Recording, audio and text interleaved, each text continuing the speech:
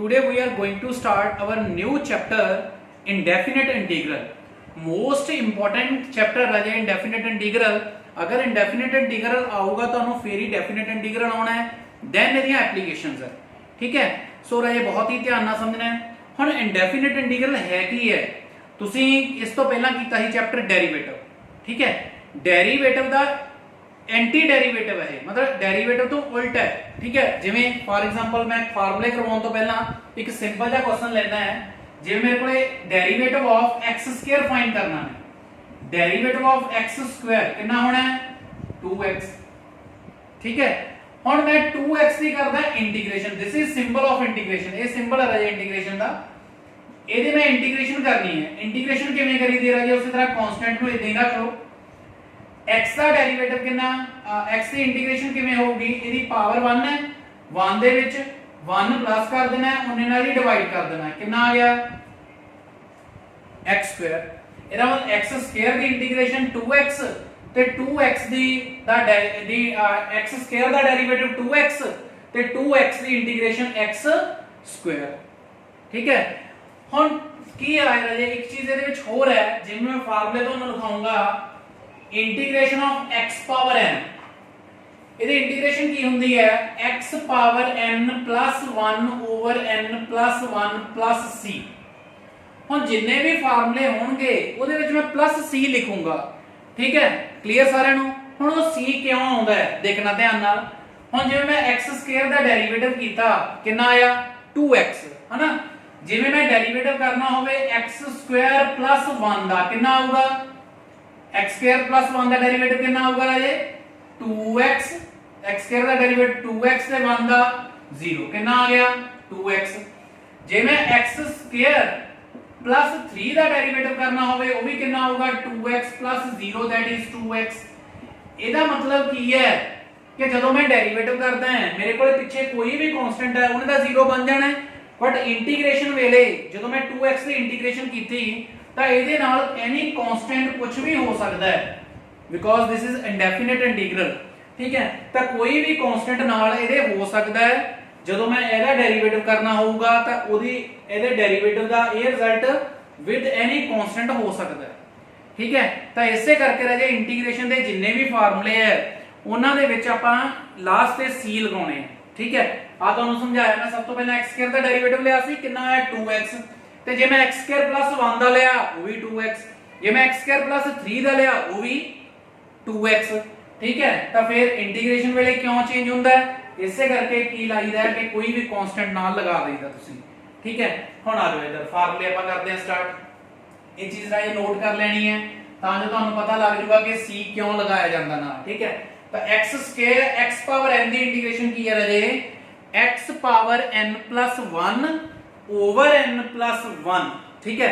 मतलब जिन्नी पावर ऊपर है उन्नी नीचे आ जानी है ते पावर आनी कितनी है जिन्नी इधर पावर गिवन है वो तो 1 पावर इंक्रीज हो जानी है. फॉर एग्जांपल मैं लिख लेना है x पावर 5 का डेरिवेटिव सॉरी इंटीग्रेशन कितनी बननी है x power 6 by 6 plus c. c क्यों लगाई है और ये तो मैं दस चुका. ठीक है. आगे आ जाओ आप सारे फार्मूले लिखते हैं. इंटीग्रेशन ऑफ ओनली x तो कितनी बनोगी ऑब्वियसली x पावर 1 है x square by 2 plus c. Integration of 1 dx 1 dx 1 का डेरिवेटिव ਹੁੰਦਾ x the but x plus c ਲਗਾਉਣਾ ਤੁਸੀਂ. इंटीग्रेशन ऑफ cx मतलब ਜਦੋਂ ਵੀ ਕਿਸੇ ਕਾਂਸਟੈਂਟ ਨਾਲ x ਹੋਇਆ ਤਾਂ कांस्टेंट हो जाएगा जे x की पावर 1 प्लस हो जानी है by 2. ठीक है. c मतलब एनी कांस्टेंट. जब फिर c लिखना है फिर c1 लिख सकते हो उसी नेक्स्ट कांस्टेंट एनी कांस्टेंट. ठीक है. फिफ्थ है integration of e raise to power x. e power x का डेरिवेटिव की ਹੁੰਦਾ ਸੀ ਰਾਜੇ e power x. That mean ਇਹਦਾ इंटीग्रेशन भी हुई होगी e power x a power x dx. e मतलब एक्सपोनेंशियल a की ਹੁੰਦਾ ਰਾਜੇ एनी कांस्टेंट पावर x है ਤਾਂ ਕੀ ਹੁੰਦਾ ਹੈ a power x over log a plus c. ठीक है. ਹੁਣ ਅੱਗੇ ਆ ਜਾਓ ਰਾਜੇ 7th integration of log x, ये आप आगे करांगे integration of 1 over x, 1 over x की इंटीग्रेशन 1 ओवर x ਇਹਦੀ ਇੰਟੀਗ੍ਰੇਸ਼ਨ ਕਿਵੇਂ ਹੋਊਗੀ ਰਾਜੇ? ਕਾਹਦਾ ਡੈਰੀਵੇਟਿਵ ਹੁੰਦਾ ਹੈ? log x ਦਾ। ਤਾਂ ਇਹਦਾ ਮਤਲਬ ਬਣ ਗਈ log of mod x plus c। ठीक है, आगे है integration of sin theta, sin theta की integration minus cos theta plus c राजे सारे चाहूंगा integration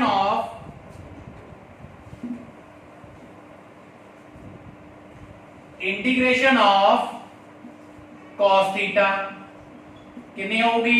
sin theta plus c। ये जो उल्टा राजे जिवें sin का डेरिवेटिव cos c ते cos का डेरिवेटिव माइनस sin, इसी तरह sin की इंटीग्रेशन माइनस cos ते cos की इंटीग्रेशन प्लस sin। ठीक है, clear? tan integration of tan, tan राजे अगे करांगे आपां sin cos secant square theta d theta that is tan theta plus c। Integration of cosecant square theta that is minus cot theta plus c। Integration of secant theta tan theta d theta that is secant theta plus c। Integration of cosecant theta cot theta d theta that is minus cosecant theta plus c। ठीक है, तो ये रहे अपनी integration चल रही है, ਇਹਦੇ ਇਹ ਫਾਰਮੂਲੇ ਹੈ। ਹੁਣ ਤੁਸੀਂ ਸੋਚਦੇ ਹੋਵੋਗੇ ਕਿ ਇਹਨਾਂ ਦੇ ਵਿੱਚ ਮੈਂ tan cot ठीक है ਜਾਂ secant cosecant ਦੇ ਫਾਰਮੂਲੇ ਨਹੀਂ ਲਿਖੇ, ਦੇਖਿਆ ਨਹੀਂ ਨਾ? मैं sin cos ਤੋਂ ਬਾਅਦ ਸਿੱਧਾ secant square cosecant square ਤੇ secant tan ਦੋਨਾਂ ਦੀ ਪ੍ਰੋਡਕਟ, ਠੀਕ ਹੈ, ਉਹ ਰਜੇ ਫਾਰਮੂਲੇ ਅੱਗੇ ਕਰਵਾਉਂਗਾ। ਉਸ ਤੋਂ ਪਹਿਲਾਂ ਤੁਹਾਨੂੰ ਮੈਂ ਇੱਕ ਹੋਰ ਫਾਰਮੂਲੇ ਦੱਸਣੇ ਪੈਣਗੇ। ਠੀਕ ਹੈ, ਤਾਂ ਪਹਿਲਾਂ ਤੁਸੀਂ ਇਹ ਫਾਰਮੂਲੇ ਅੱਜ ਲਰਨ ਕਰਨੇ ਹੈ ਤੇ ਇਹਦੇ ਨਾਲ ਰਿਲੇਟਡ ਹੀ ਆਪਾਂ ਕੁਐਸਚਨ ਕਰਾਂਗੇ। ਬਹੁਤ ਹੀ ਈਜ਼ੀ ਤੋਂ ਆਪਾਂ ਸਲੋ ਬਾय ਸਲੋ ਟਫ ਤੇ ਹੌਲੀ ਹੌਲੀ ਚੱਲਾਂਗੇ ਰਹੇ ਇੰਟੀਗ੍ਰੇਸ਼ਨ। फस्ट एक्सरसाइज तो ही इंटीग्रेशन राजे मोस्ट इंपोर्टेंट है, सो ध्यान नाल करना है। फार्मूले आने चाहिए तुहानू। ये सिंबल है इंटीग्रेशन का, जिथे ये सिंबल आ गया दैट मीन ओदी इंटीग्रेशन तुसी करनी है। ठीक है, तो फर्स्ट क्वेश्चन है राजे इंटीग्रेशन का जो आपां तुहानू अज करवाउण लगे हैं। इजी है, फॉलो करना, कुछ टफ नहीं लगनी इंटीग्रेशन। बट राजे इंटीग्रेशन उस स्टूडेंट नू आऊगी जो रेगुलर अपने लैक्चर नू ध्यान नाल सुनूगा, होमवर्क नु करूंगा। ठीक है, क्योंकि हर रोज एक नवा फार्मूला तुहानू दसना, हर एक एक्सरसाइज दे विच एक नवा फार्मूला आऊगा जो जे अगर तुसी कोई मिस भी कर दो लैक्चर तां नैक्सट लैक्चर करन तो पहला प्रीवियस लैक्चर नू एक बारी देखना है, उहदा होमवर्क करना है, फिर तुसी नैक्सट लैक्चर कर सकते हैं, अदरवाइज तुहाडे तो नहीं होगा। ठीक है, सो फर्स्ट क्वेश्चन है राजे integration of ax square plus bx plus c dx। हुण मैं इसकी इंटीग्रेशन करनी है, देखना ध्यान नाल। सब तो पहला इत्थे इंटीग्रेशन, ठीक है, एक बारी राजे मैं अलग-अलग इंटीग्रेशन कर देना, वैसे उस तो बाद तुसीं इकट्ठी कर सकते हैं। ਇਹਦੀ मैं इंटीग्रेशन करनी है, a कांस्टेंट बाहर रखता x के dx। ਇਹਦੀ इंटीग्रेशन करनी है मैं b बाहर रखता x dx। ਇਹਦੀ इंटीग्रेशन करनी है मैं c ਨੂੰ बाहर रखता कल्ला dx रह गया मेरे को। ठीक है, तो हुण ਇਹਦੀ इंटीग्रेशन कितनी होगी? a x स्क्वायर दी, क्योंकि विचकार प्लस सी रहे, x square the integration x cube by 3। सब तो पहला फार्मूला कीता ਆਪਾਂ x पावर n ਦਾ, ਕੀ ਸੀਗਾ? x power n plus 1 over n plus 1। ठीक है, सेम ਇੱਥੇ ਰਹੇ b x ਦੀ ਪਾਵਰ 1 ਹੈ ਤਾਂ ਇੰਟੀਗ੍ਰੇਸ਼ਨ ਵੇਲੇ x ਦੀ ਪਾਵਰ 2 ਬਾय 2 ਹੋ ਗਿਆ प्लस c। ਹੁਣ ਇੱਥੇ ਤੁਹਾਡੇ ਕੋਲੇ 1 ਹੈ, 1 ਦੀ ਇੰਟੀਗ੍ਰੇਸ਼ਨ ਕਿੰਨੀ ਰਾਜੇ? x। क्लियर, हुण सारे इंटीग्रेशन करने तो बाद लास्ट पे राजे एक कांस्टेंट तुसी जरूर लिखना है। c ऑलरेडी मैं यूज कर चुका है, सो c1 लिख सकते हैं, तो c भी लिख सकते हैं, नो प्रॉब्लम। ठीक है, तो आ ਤੁਹਾਡਾ राजे रिक्वायर्ड आंसर है। ठीक है, उम्मीद है राजे कि मैनू कि ਤੁਹਾਨੂੰ अच्छी तरह समझ लग गया होगा कि बहुत ही इजी है integration. x square the x cube by x the x square by 2 ਤੇ 1 रह गया सी ਉਹਦੀ इंटीग्रेशन x। ठीक है, नेक्स्ट क्वेश्चन है, नेक्स्ट क्वेश्चन की है राजे देखना ध्यान नाल। Second x power 2 by 3 plus 1 dx। हुण ਇਹਦੀ इंटीग्रेशन करनी है, मैं डायरेक्ट इत्थों ही कर देना, अलग-अलग इंटीग्रेशन सिंबल देने की मैंने जरूरत नहीं। x ਹੁਣ ਇਹਦੀ ਪਾਵਰ ਦੇ ਵਿੱਚ ਮੈਂ ਇੱਕ ਵਾਰੀ ਲਿਖ ਦਿੰਦਾ 1 ਪਲੱਸ ਕਰ ਦੇਣਾ ਰਾਜੇ ਸੇਮ ਹੋਣੇ ਨਾਲ ਹੀ ਡਿਵਾਈਡ ਪਲੱਸ 1 ਦੀ ਇੰਟੀਗ੍ਰੇਸ਼ਨ x ਤੇ ਪਲੱਸ c ਰਾਜੇ ਹਰੇਕ ਦੇ ਵਿੱਚ ਲੱਗਣਾ ਹੈ ਇੰਟੀਗ੍ਰੇਸ਼ਨ ਕਰਨ ਤੋਂ ਬਾਅਦ। ਮੇਰੇ ਕੋਲ ਆਨਸਰ ਕਿੰਨਾ ਬਚ ਗਿਆ 3 + 1 + 2 ਕਿੰਨਾ ਬਣ ਗਿਆ 5/3। नीचे सॉल्व करके 3 * 1 3 + 2 5/3 plus x plus c। so answer is in ऊपर चले जाना है 3/5 x power 5/3 plus x plus c। ठीक है, this is your required answer. ठीक है, नेक्स्ट क्वेश्चन आ रहा है, दो तीन क्वेश्चन आप करते हैं इकट्ठे। थर्ड क्वेश्चन है integration of 4 e power 3x plus 1 dx। ठीक है, ਹੁਣ ਇਹ ਕੀ ਹੋਊਗਾ ਰਾਜੇ ਦੇਖਣਾ ਧਿਆਨ ਨਾਲ। ਹੁਣ 4 ਦੀ ਇੰਟੀਗ੍ਰੇਸ਼ਨ ਕਾਂਸਟੈਂਟ ਆ ਬਾਹਰ ਰੱਖ ਦੇਣਾ ਹੈ। ਹੁਣ e ਪਾਵਰ 3x ਦੀ ਹੁਣ ਇੱਥੇ ਰਾਜੇ ਡੈਰੀਵੇਟਿਵ ਦੀ ਤਰ੍ਹਾਂ ਹੀ ਫੋਲੋ ਕਰਨਾ ਆਪਾਂ। e ਪਾਵਰ x ਦੀ ਇੰਟੀਗ੍ਰੇਸ਼ਨ ਕਿੰਨੀ ਹੁੰਦੀ ਹੈ e ਪਾਵਰ x।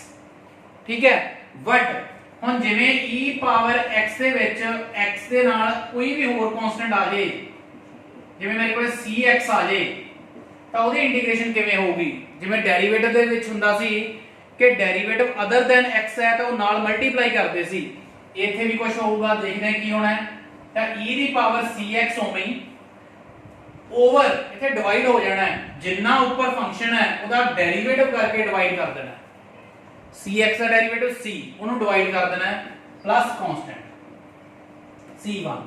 ਠੀਕ ਹੈ, ਤਾਂ ਹੁਣ ਇੱਥੇ ਕੀ ਹੋ ਜਾਊਗਾ ਰਾਜੇ e ਪਾਵਰ 3x ਦੀ ਇੰਟੀਗ੍ਰੇਸ਼ਨ e ਪਾਵਰ 3x ਦੀ e power 3x over 3 plus 1 ਦੀ ਇੰਟੀਗ੍ਰੇਸ਼ਨ x plus c। ਹੁਣ ਜੇ ਕਿਸੇ ਸਟੂਡੈਂਟ ਨੂੰ ਡਾਊਟ ਹੈ ਤਾਂ ਇੱਥੇ ਮੈਂ ਇੱਕ ਵਾਰੀ ਰਿਪੀਟ ਕਰਨ ਲੱਗਿਆ e ਪਾਵਰ ਥੀਟਾ ਦਾ ਇੰਟੀਗ੍ਰੇਸ਼ਨ e ਪਾਵਰ ਥੀਟਾ ਹੀ ਹੁੰਦੀ ਹੈ, ਬਟ ਅਗਰ ਥੀਟਾ ਅਦਰ ਦੈਨ x ਹੈ ਤਾਂ ਜਿੰਨਾ ਹੈਗਾ ਫੰਕਸ਼ਨ ਉਹਦਾ ਡੈਰੀਵੇਟਿਵ ਕਰਕੇ ਨੀਚੇ ਮਲਟੀ ਡਿਵਾਈਡ ਕਰ ਦੇਣਾ। ਅੱਗੇ ਡੈਰੀਵੇਟਿਵ ਚ ਕੀ ਕਰਦੇ ਸੀ ਮਲਟੀਪਲਾਈ ਕਰਦੇ ਸੀ, ਇੱਥੇ ਕੀ ਕਰਨਾ ਹੈ ਡਿਵਾਈਡ ਕਰ ਦੇਣਾ। ਠੀਕ ਹੈ, ਕੰਪਲੀਟ ਸਾਰੇ ਰੂਲ ਲਿਖਾਉਂਗਾ ਇਹਦੇ ਮੈਂ ਤੁਹਾਨੂੰ। ਠੀਕ ਹੈ, नेक्स्ट है राजे 4 x square 1 - 1 over x square dx। ਹੁਣ ਇਹਦੀ ਇੰਟੀਗ੍ਰੇਸ਼ਨ ਕਰਨੀ ਹੈ ਮੈਂ। ਹੁਣ ਇਹਦੀ ਇੰਟੀਗ੍ਰੇਸ਼ਨ ਕਰਨ ਤੋਂ ਪਹਿਲਾਂ ਰਾਜੇ ਮੈਂ ਇਹਨੂੰ ਮਲਟੀਪਲਾਈ ਕਰ ਲਵਾਂਗਾ। x ਸਕੁਅਰ ਨੇ 1 ਨਾਲ ਮਲਟੀਪਲਾਈ ਹੋਇਆ x ਸਕੁਅਰ। ਹੁਣ x ਸਕੁਅਰ ਜਦੋਂ ਇਹਦੇ ਨਾਲ ਮਲਟੀਪਲਾਈ ਹੋਊਗਾ x ਸਕੁਅਰ ਨਾਲ x ਸਕੁਅਰ ਕੈਨਸਲ 1 ਰਹਿ ਗਿਆ। ਠੀਕ ਹੈ, ਤਾਂ ਹੁਣ ਮੈਨੂੰ ਪਤਾ ਰਹੇ ਤੁਹਾਨੂੰ ਸਾਰਿਆਂ ਨੂੰ ਪਤਾ ਲੱਗ ਜਾਊਗਾ ਕਿ ਇਹਦੀ ਇੰਟੀਗ੍ਰੇਸ਼ਨ ਕਿਵੇਂ ਹੋਣੀ ਹੈ। x ਸਕੁਅਰ ਦੀ ਇੰਟੀਗ੍ਰੇਸ਼ਨ ਕਿੰਨੀ ਪਾਵਰ 3 over 3 माइनस 1 ਦੀ integration x plus c। Easy है ना रे। नेक्स्ट फिफ्थ क्वेश्चन की है अपने कोले इधर करते हैं। ये सारे रे ਤੁਸੀਂ ਵੀਡੀਓ ਨੂੰ ਪੌਜ਼ ਕਰਕੇ ਉਤਾਰ ਲਿਓ। इजी है, कोई भी कंफ्यूजन होई ਤੁਸੀਂ ਮੈਨੂੰ WhatsApp करके पूछ सकते हैं। ठीक है, नेक्स्ट इंटीग्रेशन है जो मैं एक बार फिर ਤੁਹਾਨੂੰ ਸਮਝਾਉਣ ਲੱਗੇ ਹਾਂ ਕਿ ਫਸਟ ਲੈਕਚਰ ਤੋਂ ਹੀ ਇੰਪੋਰਟੈਂਟ ਸਟਾਰਟ ਹੋ ਜਾਂਦੀ ਹੈ। ਅੱਜ ਵਾਲਾ ਜੋ ਕੰਮ ਹੈ ਉਹ ਤਾਂ ਬਹੁਤ ਹੀ ਜ਼ਿਆਦਾ ਈਜ਼ੀ ਹੈ।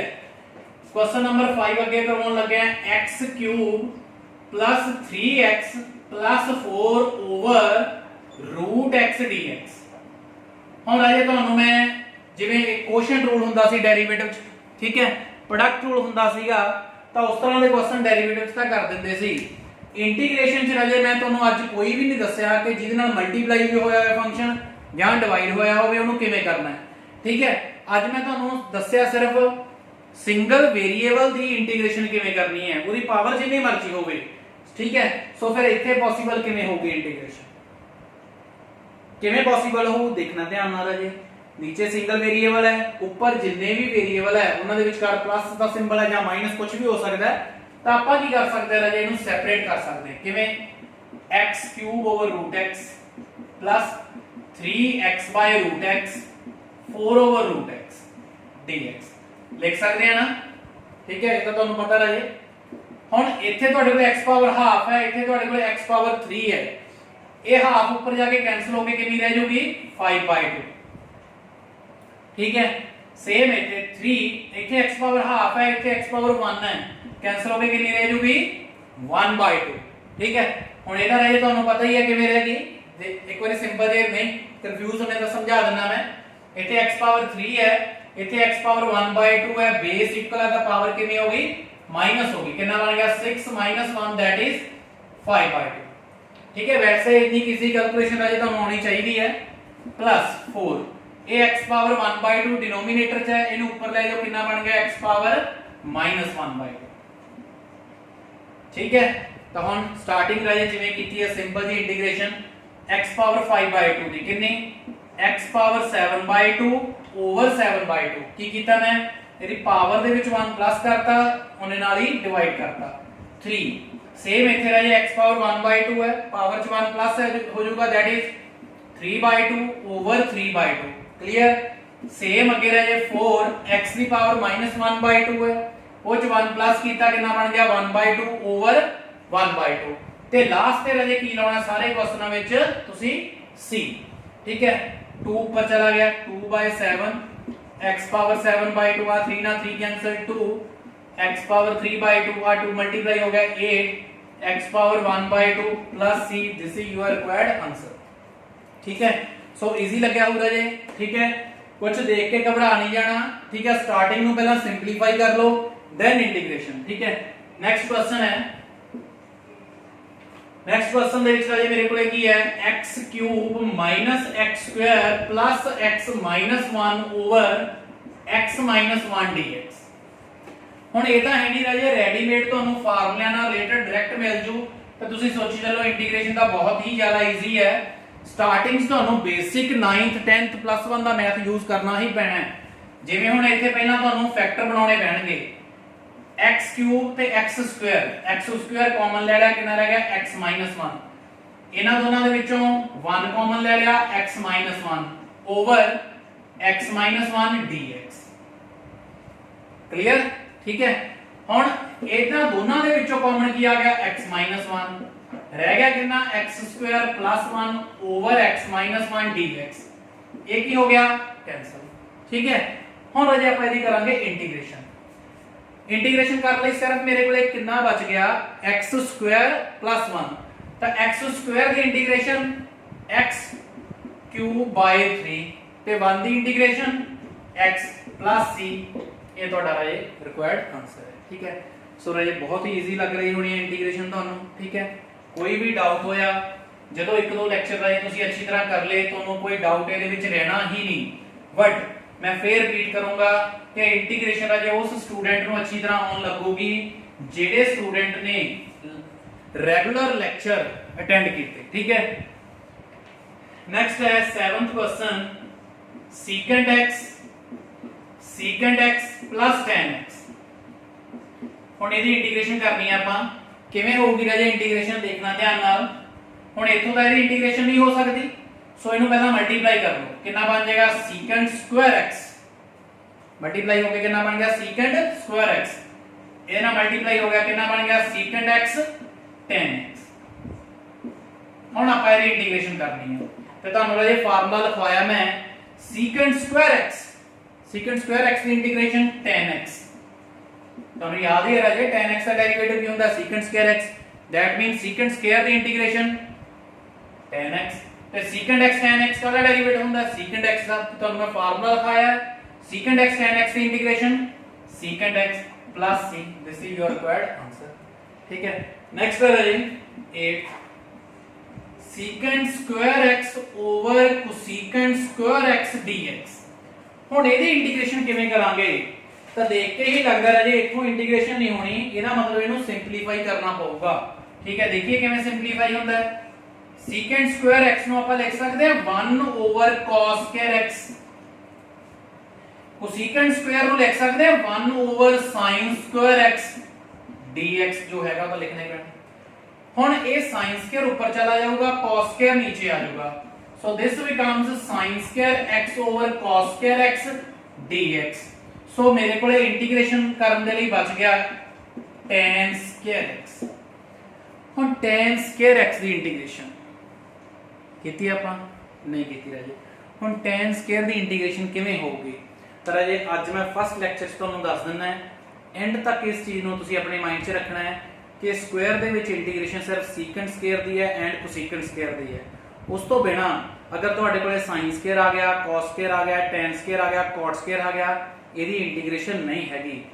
ਬਟ ਜੇ ਇੰਟੀਗ੍ਰੇਸ਼ਨ ਨਹੀਂ ਹੈ ਤਾਂ ਫਿਰ ਇਹਦਾ ਕੋਈ ਨਾ ਕੋਈ ਦਾ ਸੋਲੂਸ਼ਨ ਹੋਊਗਾ। ਤਾਂ ਉਹ ਸੋਲੂਸ਼ਨ ਕੀ ਹੈ ਰਾਜੇ, ਤੁਸੀਂ ਟ੍ਰਿਗਨੋਮੈਟਰੀ ਦੇ ਫਾਰਮੂਲੇ ਯੂਜ਼ ਕਰਨੇ ਆ ਜਿਹਦੇ ਵਿੱਚੋਂ ਤੁਹਾਡੇ ਕੋਲੇ ਇੰਟੀਗ੍ਰੇਸ਼ਨ ਹੋ ਸਕੇ ਇਹਦੀ, ਜਿਵੇਂ tan square x ਇਹਨੂੰ ਮੈਂ ਇਸ ਤਰ੍ਹਾਂ ਲਿਖ ਸਕਦਾ secant square x minus 1 dx। ਇਹ ਕਿਵੇਂ ਲਿਖ ਲਿਆ ਮੈਂ?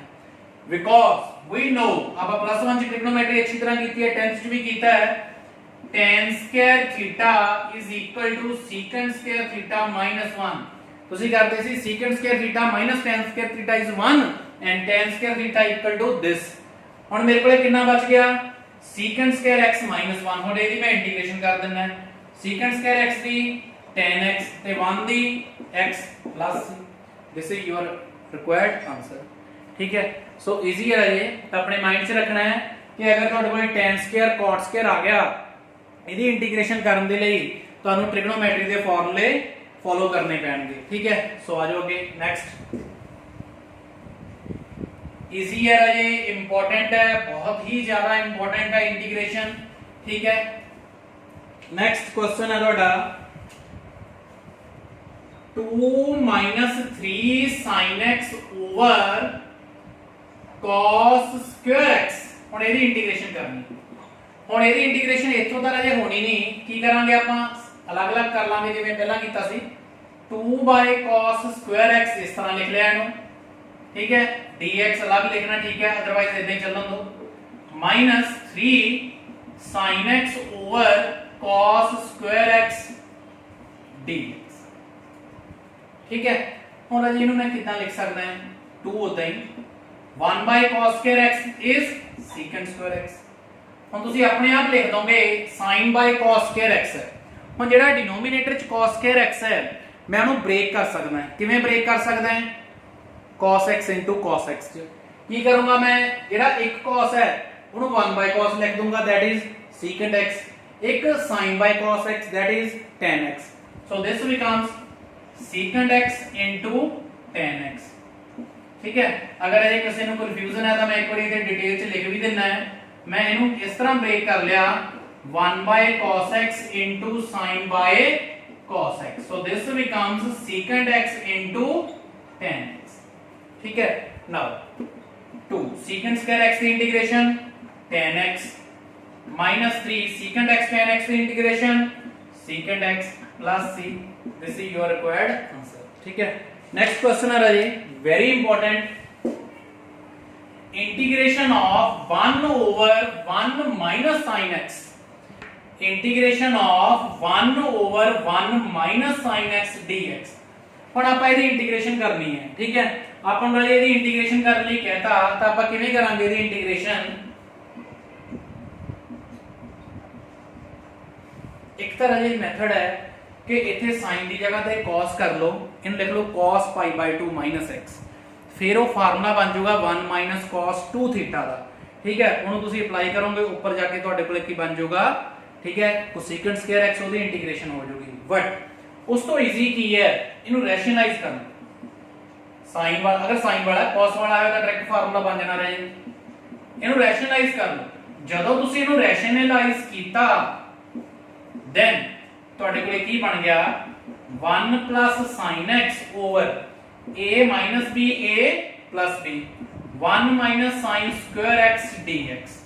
so this becomes 1 plus sin x over 1 minus sin square x, that is cos square x।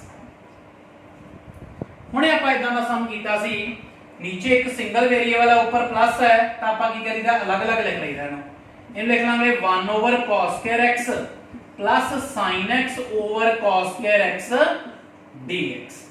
ठीक है, now 1 over cos square x, that is secant square x plus ਇਹਨੂੰ ਆਪਾਂ ਹੁਣੇ ਬ੍ਰੇਕ ਕੀਤਾ ਸੀ, ਮੈਂ ਐਕਸਪਲੇਨ ਵੀ ਕਰਕੇ ਦਿੱਤਾ ਸੀ 1 cos, that is secant x and sin cos, that is tan x। ठीक है, ਇੱਥੇ ਰਾਜੇ ਇਹਦੀ ਹੋ ਜੂਗੀ ਇੰਟੀਗ੍ਰੇਸ਼ਨ secant square x ਦੀ tan x, ਇਹਦੀ secant x plus c। ठीक है, क्लियर है जी। नेक्स्ट है integration of cos square x/2 dx। ਹੁਣ ਫੇਰ ਪ੍ਰੋਬਲਮ ਕ੍ਰੀਏਟ ਹੋ ਗਈ ਰਾਜੇ, cos square x ਦੀ ਇੰਟੀਗ੍ਰੇਸ਼ਨ ਆਪਾਂ ਕਿਵੇਂ ਕਰਾਂਗੇ? cos square x ਦੀ ਤਾਂ ਇੰਟੀਗ੍ਰੇਸ਼ਨ ਤੁਹਾਨੂੰ ਮੈਂ ਦੱਸੀ ਨਹੀਂ, ਹੈ ਨਾ। मैं इंटीग्रेशन स्केयर दे विच सिर्फ दसी है सीकेंट स्क्वायर दी एंड कोसीकेंट स्क्वायर दी, ठीक है। तो cos स्क्वायर x दी इंटीग्रेशन फिर किवें करनी है, ट्रिगोनोमेट्री दी हेल्प लावांगे ਆਪਾਂ, ठीक है। ਹੁਣ ਆਪਣੇ ਕੋਲੇ ਅਜੇ ਤੁਸੀਂ ਫਾਰਮੂਲਾ ਕੀਤਾ ਹੈ +2 1 ਦੇ ਵਿੱਚ, ਡੈਰੀਵੇਟਿਵ ਚ ਵੀ ਤੁਹਾਨੂੰ ਮੈਂ ਲਿਖਾਇਆ ਹੈ cos 2 ਥੀਟਾ ਦਾ ਫਾਰਮੂਲਾ ਹੁੰਦਾ ਹੈ 2 cos square theta -1। अगर ਇਹਨੂੰ मैं cos square theta ਦੀ ਮੈਨੂੰ ਵੈਲਿਊ ਚਾਹੀਦੀ ਹੈ ਤਾਂ cos square theta ਦੀ ਵੈਲਿਊ ਕਿੰਨੀ ਬਣ ਜਾਣੀ ਹੈ 1 cos 2 theta by 2 ਬਣ ਜੂਗੀ ਕਿ ਨਹੀਂ। ਸੋ ਜਿੱਥੇ ਵੀ cos square x by 2 ਆ ਗਿਆ ਉਹਨੂੰ ਤੁਸੀਂ ਕੀ ਲਿਖ ਸਕਦੇ ਆ 1 cos x by 2। ਹੁਣ ਇਥੇ cos x ਕਿਉਂ ਬਣ ਗਿਆ, because we have x by 2 half पहले ही सीगा एंगल अकॉर्डिंग टू फार्मूला। अगर इथे 2 है इथे थीटा है तो अपने कोले अगर x by 2 है तो इथे x आ गया। हुन ਇਹਦੀ ਇੰਟੀਗ੍ਰੇਸ਼ਨ ਕਰਨ ਦੇ ਲਈ ਰਾਜੇ ਇਹਨੂੰ ਇਸ ਤਰ੍ਹਾਂ ਲਿਖ ਲਾਂਗੇ 1 by 2 and 1 by 2 cos x dx। ਹੁਣ 1 by 2 ਦੀ integration with respect to dx x ਰਾਜੇ ਤਾਂ 1 by 2 x ਹੋ ਜਾਊਗਾ plus 1 by 2 cos x the integration ਕਿੰਨੀ ਹੋਊਗੀ ਰਾਜੇ, ਕਿੰਨੀ sin x। कंफ्यूज हो जाते राजे कई बारी स्टूडेंट के cos x दी इंटीग्रेशन -sin x, बट इथे उल्ट हुंदा राजे cos दा डेरिवेटिव -sin हुंदा है, ठीक है। cos दी इंटीग्रेशन +sin हुंदी है, ठीक है। नेक्स्ट है राजे integration of 1/1 cos x dx, 1/1 cos x dx। ਹੁਣ ਇਹਨੂੰ ਆਪਾਂ ਕਿਵੇਂ ਸੋਲਵ ਕਰਾਂਗੇ, ਇਹ ਤਾਂ ਤੁਹਾਨੂੰ ਈਜ਼ੀ ਪਤਾ ਹੈ ਜੇ। ਹੁਣੇ ਆਪਾਂ ਇੱਥੇ ਵੀ ਲਿਖਿਆ ਸੀ formula 1 cos 2 theta. 1 cos 2 theta ਦਾ ਫਾਰਮੂਲਾ ਹੁੰਦਾ ਹੈ 2 cos square ਥੀਟਾ।